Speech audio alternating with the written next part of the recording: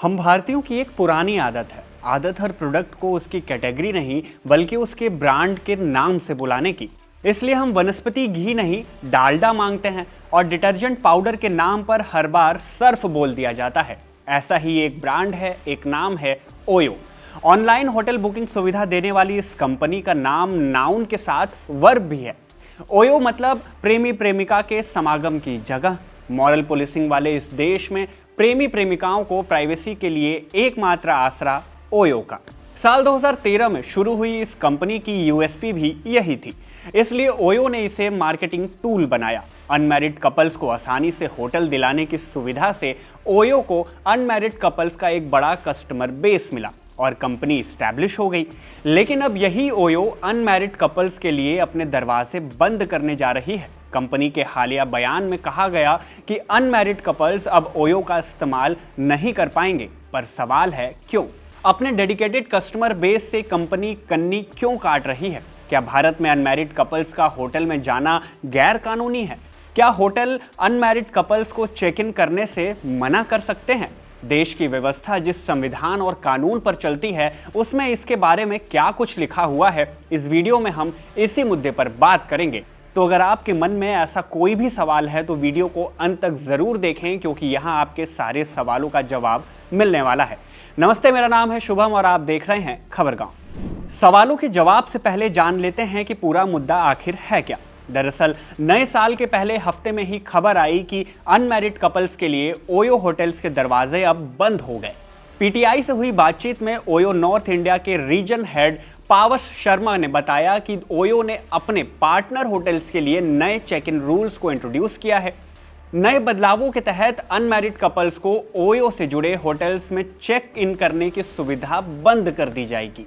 इतना ही नहीं बल्कि होटल में कमरा लेने के लिए कपल्स को अपने रिश्ते का वैलिड प्रूफ भी दिखाना पड़ेगा। यहाँ हमारे और आपके मन में आने वाला सवाल भी पूछा गया कि ऐसा क्यों? जवाब दिया गया कि ओयो ने अपने पार्टनर होटल्स को ये अधिकार दिया है कि वे अपने विवेक और स्थानीय सामाजिक मानदंडों के आधार पर कपल्स की बुकिंग को स्वीकार या अस्वीकार कर सकते हैं। माने होटल्स चाहें तो अनमैरिड कपल्स को कमरा दे सकते हैं और अगर चाहें तो मना भी कर सकते हैं। पार्टनर होटल्स अपने होटल के आसपास के माहौल और समाज की ओर से मिलने वाले फीडबैक के आधार पर ये बात तय करेंगे, जिसमें ओयो का कोई भी हस्तक्षेप नहीं होगा। खबर के मुताबिक इस मुहिम की शुरुआत मेरठ के होटलों में तत्काल प्रभाव से की गई है। इसके बाद जैसा फीडबैक होगा उसके आधार पर पूरे देश में भी लागू करने की प्लानिंग कंपनी कर रही है। अब यहाँ मेरठ वाले भौहें सिकोड़ते हुए जरूर पूछ सकते हैं कि ओयो को हमसे ही क्या तकलीफ है। खैर, इसका भी जवाब पावस शर्मा के पास है। उन्होंने कहा कि ओयो को पहले कुछ सामाजिक संगठनों से फीडबैक मिला था, खासकर मेरठ में, जो चाहते थे कि इस मामले पर कार्रवाई की जाए। इस मामले मतलब कि अनमैरिड कपल्स को कमरा देने वाला मामला। इसके अलावा दूसरे कई शहरों के लोगों ने भी ओयो से अपील की थी कि अनमैरिड कपल्स को होटल में चेक इन करने की अनुमति न दी जाए।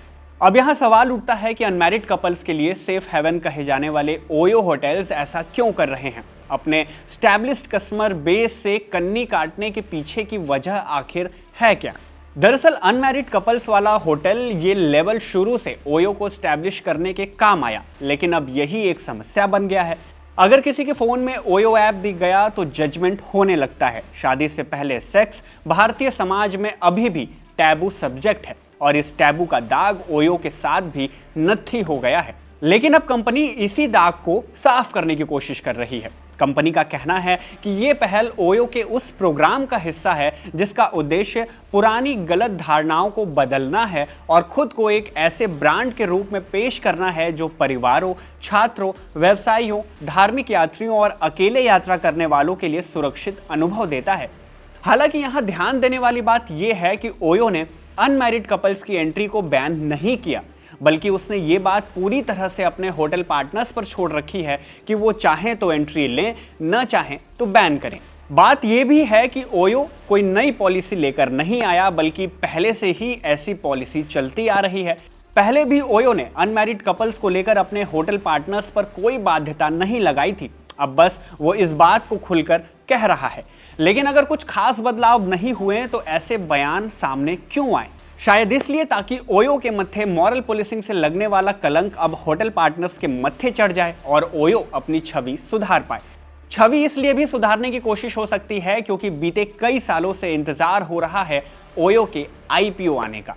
किसी कंपनी का आईपीओ यानी कि इनिशियल पब्लिक ऑफरिंग आने का मतलब होता है कि वो कंपनी पहली बार अपने शेयरों को पब्लिक के लिए बेचने जा रही है। इससे पहले कंपनी प्राइवेट लिमिटेड होती है और उसके शेयर केवल संस्थापकों, निवेशकों या चुनिंदा व्यक्तियों के पास होते हैं।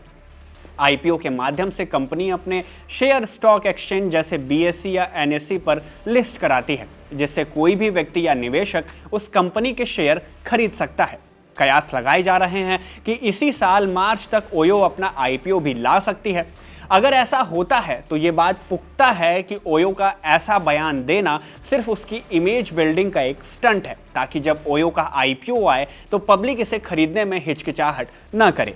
अब अगला बयान सुनकर आपको इस बात पर और विश्वास हो जाएगा। पावस शर्मा का कहना है कि ओयो सुरक्षित और जिम्मेदार आतिथ्य माने हॉस्पिटैलिटी को बनाए रखने के लिए प्रतिबद्ध है। हम व्यक्तिगत स्वतंत्रता और निजी अधिकारों का सम्मान करते हैं, लेकिन साथ ही ये भी समझते हैं कि जहां हम काम कर रहे हैं वहां के नियम कानून और सामाजिक संगठनों की बात सुनना और उनके साथ मिलकर काम करना हमारी जिम्मेदारी है। हम इस नीति और इसके प्रभाव की समय समय पर समीक्षा करते रहेंगे।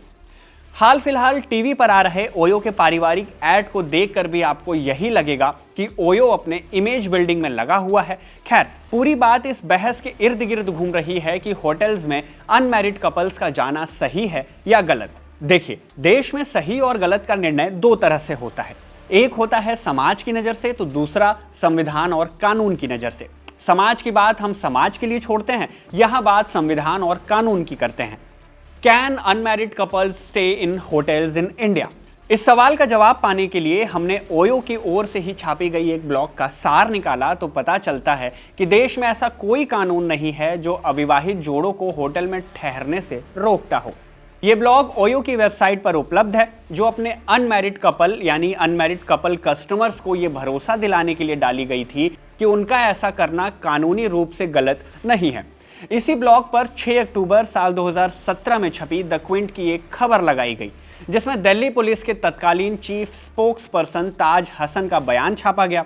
बयान के मुताबिक अविवाहित जोड़े लिव इन रिलेशनशिप में रह सकते हैं, होटल के कमरे बुक कर सकते हैं और अपनी मर्जी से जो चाहे वो कर सकते हैं। इस पर कोई कानून या प्रतिबंध नहीं है। इसी पेज पर एक और बयान है सीनियर एडवोकेट सुधा रामलिंगम का, जिनका कहना है कि ऐसा कोई कानून नहीं है जो अविवाहित जोड़ों को होटल में एक साथ ठहरने से रोकता हो। साथ रहने का फैसला एक उनकी पर्सनल चॉइस है और ये व्यक्ति की घूमने फिरने की स्वतंत्रता के दायरे में आता है, जिसे कंट्रोल नहीं किया जा सकता। खैर, ये तो हुई बात कपल्स की, लेकिन क्या होटल अनमैरिड कपल को कमरा देने से मना कर सकता है? क्या उस पर कोई कानूनी बाध्यता है? इसका जवाब भी खुद ओयो ने अपने ब्लॉग में दिया।